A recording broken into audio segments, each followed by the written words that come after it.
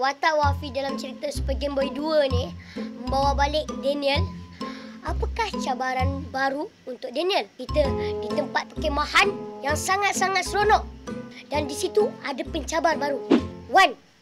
Wan tu dimainkan oleh Raikal. Scene yang paling mencabar bagi saya adalah masa saya ditembak oleh dengan bola, betul-betul dengan bola pinball. Ditembak. Pum.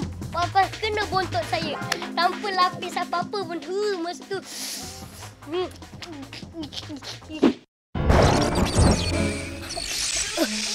Saksikan Super Game Boy 2.